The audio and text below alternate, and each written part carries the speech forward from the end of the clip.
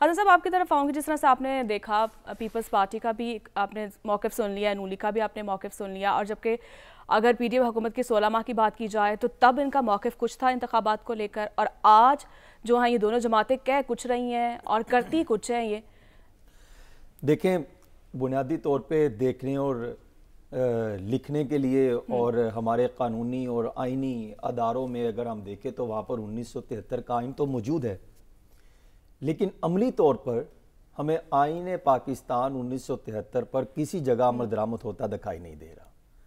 اور یہ کتنے شرم کا مقام ہے ان سیاستدانوں کے لیے جو ماضی میں حکومتیں کرتے رہے، اقتدار میں رہے، جنہوں نے کبھی یہ نہیں سوچا کہ جس آئین کے مد نظر رکھتے ہوئے حکومتیں بنائی گئیں، اقتدار میں آتے ہیں، یہ سارا سسٹم چل رہا ہے، اس کا بھی کوئی احترام ہے، اس کا بھی کوئی آداب ہیں، اس کے بھی معاملات ہیں، اس کو بھی لے کے چلنا ہے.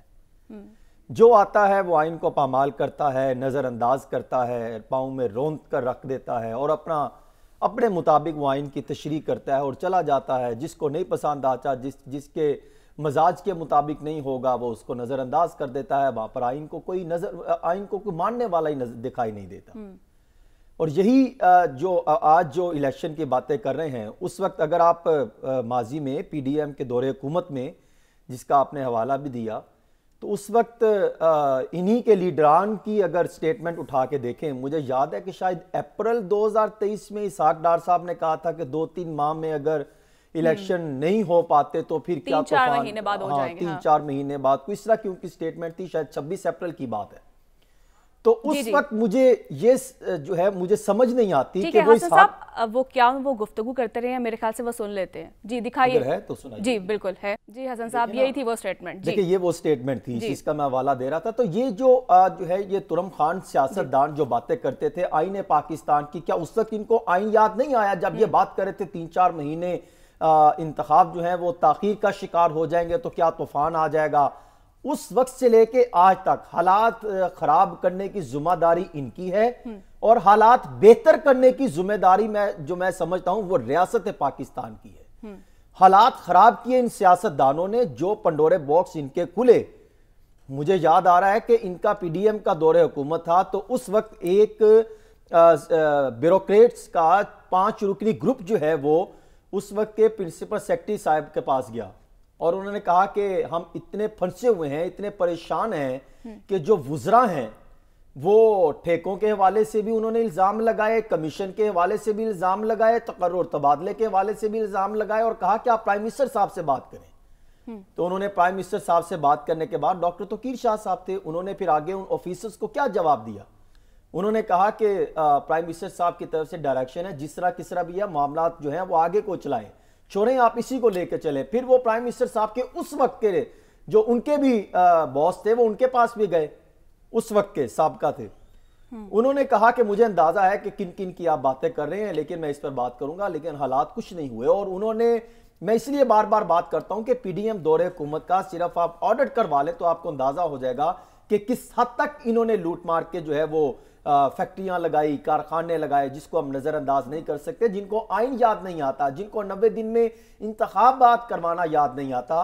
آج وہی لوگ جو ہیں وہ انتخاب سے بھاگتے ہوئے بھی دکھائی دے رہے ہیں اور انڈائریکٹلی یہ سٹیٹمنٹ دے رہے ہیں کہ انتخابات ہونے چاہیے. آج دیکھیے اگر انتخابات ہوتے ہیں تو بنیادی طور پر مسلم لیگ نون کو جو ہے وہ فائدہ تو ہوگا، لیکن مسلم لیگ نون کے اندر جو حالات خراب ہو چکے ہیں وہ آئی پی پی سے سیٹ ایڈجسٹمنٹ، جتنی وہ سیٹ ایڈجسٹمنٹ آئی پی پی کروانا چاہتی ہے یا کرنا چاہتی ہے یا جہاں سے بھی پریشرائز کر رہی ہے نون لیگ کو، وہاں پر نون لیگ کافی حد تک پریشان ہے. اب کل کی میٹنگ میں ان کے یہ جو سینٹ میں قرارداد پاس ہوئی تو ان کے معاملات ان کے علم میں تھا، 1-2 روز قبل سے ان کے علم میں تھا کہ یہ سینٹ میں یہ قرارداد پاس ہونے جا رہی ہے، جس کی وجہ سے جو سیٹوں کی اناؤنسمنٹ انہوں نے کرنی تھی ایک روز قبل وہ انہوں نے خاموشی سے جو ہے وہ پینڈنگ کر دی، جس میں لاہور کی قومی اسمبلیوں کی سیٹوں کا معاملہ تھا، پنجاب کی سیٹوں کے معاملات تھے، آئی پی پی کی سیٹوں کے معاملات تھے، جس میں انہوں نے خاموشی سے اس کو زیر التوا رکھا.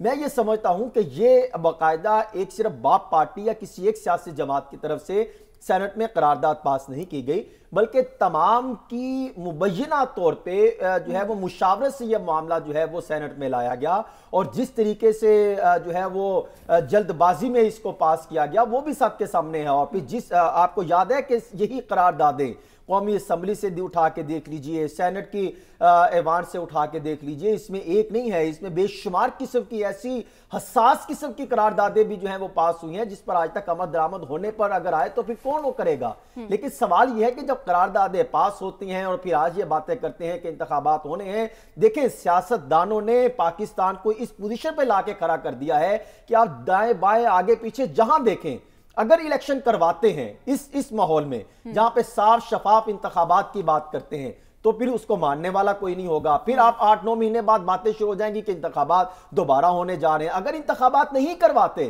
تو پھر بھی سوالات اٹھتے ہیں کہ جمہوریت یہ کہتے ہیں خطرے میں آ گئی۔ لیکن ایک چیز ہمیں ماننی پڑے گی، جو اس وقت حالات گزشتہ ہم نے نگران سیٹ اپ میں دیکھے ہیں، خاص طور پہ پنجاب حکومت نے دیکھے ہیں، وہاں پر تو شہباز سپیڈ کا نام بھول گئے لوگ، وہاں پہ تو محسن سپیڈ یاد کرتے ہیں۔ اسی طرح وفاق میں بھول گئے کون آئے تھے ماضی میں، کون نواز تھا، کون شہباز تھا، کون عمران تھا، کس نے کیا حکومت کی، وہ تو اب ایس آئی ایف سی کے پرفارمنس کو یاد رکھتے ہیں۔ وہ تو آپ دیکھتے ہیں کہ ریاست پاکستان کن معاملات کو کن پروجیکٹ پر لے کر آئی ہے، وہ تو ان کے جو ہے وہ سسٹم کو آگے لے کے چلنا چاہتے ہیں۔ یہ ایک سیپریٹ سسٹم ہے، لیکن بات پھر وہیں پر آتی ہے کہ انتخابات کرانا ان جمہوری حکومتوں کا کام تھا، ان سیاستدانوں کا کام تھا کہ اس پوزیشن پر اناؤنسمنٹ کرتے۔ غلطی کی پی ڈی ایم دور حکومت کے 22 اپریل سے شروع ہوئے کہ ہم انتخابات کروائیں گے۔ پھر کیا ہوا؟ اس وقت نواز شریف صاحب سے انہوں نے مشورہ کیا لندن میں جا کے، جہاں پہ زرداری صاحب بھی موجود تھے، جہاں پہ نواز شریف صاحب بھی موجود تھے، مولانا فضل الرحمان صاحب سے بھی مشاورت کی گئی۔ پھر معاملات کو انتخابات نہیں کروائے، بھاگ گئے۔ پھر یہ ایوانوں میں انہوں نے ایوان کو پارلیمنٹ میں لا کے عوام کے حقوق پر ڈاکہ ڈالا گیا۔ انتخابات نہیں کروائے گئے جو 90 روز میں انتخابات کروانے چاہیے تھے، پھر معاملات کو پینڈنگ کیا گیا۔ اور آج یہ باتیں کر رہے ہیں کہ آئین پاکستان کے مطابق ہمیں جلدی سے جلد انتخابات کروانے چاہیے، کیونکہ ان کے لیے لیول پلینگ فیلڈ موجود ہے اور دوسری پارٹی کے لیے لیول پلینگ فیلڈ موجود نہیں ہے۔ اساس صاحب کچھ پوچھنا چاہتے جی ساز صاحب؟ حسن، میں آپ کی باتوں سے آف کورس کون ڈس ایگری کر سکتا ہے، لیکن مجھے سمجھ نہیں آئی۔ آپ نے کہا کہ لوگ شہباز شریف کو بھول گئے ہیں اور اب یاد کرتے ہیں محسن نقوی کو۔ یہ کون سے لوگ ہیں پنجاب کے جو محسن نقوی صاحب کو کا نام لے کے سڑکوں کے اندر دھمالیں ڈال رہے ہیں؟ یہ آپ ملے ہیں لوگوں سے کبھی؟ دیکھیں سالسو صاحب، میں کیونکہ فیلڈ میں ایز اے رپورٹر بھی جاتا ہوں، 2-4 چیزیں بہت کیٹیگوریکلی میں آپ کو بتاؤں۔ دیکھیں ہیلتھ کا نظام جو شہباز شریف صاحب دعوے کرتے کہ انہوں نے بہت بہتر کر دیا، میں نے جا کے حالات دیکھے، اس وقت بھی رپورٹنگ کی، بزدار دور میں حکومت میں بھی میں نے رپورٹنگ کی، اور آج بھی جب میں جا کے دیکھتا ہوں تو انتہا کا جو ہے وہ طوفان بدتمیزی ہاسپٹلز میں تھا، حالات خراب تھے۔ پھر کیا ہوا؟ محسن نقوی صاحب نے انہوں نے بہت اپنا ویژن رکھا۔ دیکھیے میری بات تو سن لیجیے نا، اب سوال کا جواب تو لیجیے نا، اب سوال کا جواب تو لیجیے نا۔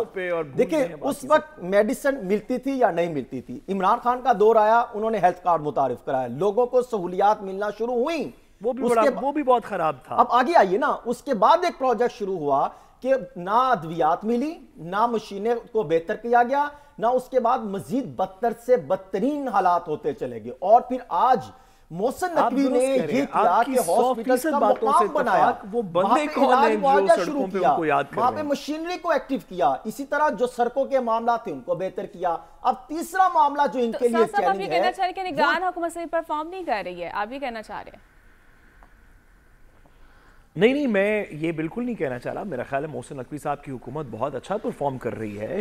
آپ ایگریکلچر سیکٹر کے اندر دیکھ لیں، ان کی جس طرح کی ایس آئی ایف سی کے ساتھ کوارڈینیشن ہے، باقی کسی کی نہیں۔ یہ بات ساری درست ہے، محسن نقوی صاحب ایک اچھے پرفارمنگ چیف منسٹر ہوں گے، لیکن میں حسن کی شعلہ بیانی کی بات کر رہا تھا کہ سڑکوں کے لوگ پنجاب کے محسن نقوی کو یاد کرتے ہیں اور باقیوں کو بھول گئے ہیں۔ اور ایک دیکھیے بات صحیح ہے، جہاں جو بات درست ہو رہی ہو اس کو اکنالج کرنا چاہیے۔ سوری، میں گزارش کروں، جی میں گزارش کروں، دیکھیں ہماری بات سن کے ہمارے اوپر رسپانسبلٹی ہے کہ ہماری بات سن کے شاید کچھ فیصلہ کرنے والے اور پھر باقی پاکستان کے دیگر لوگ جو چند ٹیلی ویژن اب دیکھتے ہیں وہ سن کے شاید کوئی اوپینین فارم کریں، ان کو لگے کہ یہ تو ہماری بات میں تھوڑی سی میں اس میں ایکوریسی لانا چاہتا ہوں. یہ بات درست ہے کہ انٹرم گورنمنٹ بہت اچھے کچھ جگہوں پہ کام کر رہی ہے, خاص طور پہ اکنامک سائڈ کے اوپر, فیڈرل سائڈ کے اوپر بھی اور پروونشل سائڈ پہ بھی انٹرم گورنمنٹ نے بڑی اچھی پالیسیز دیں.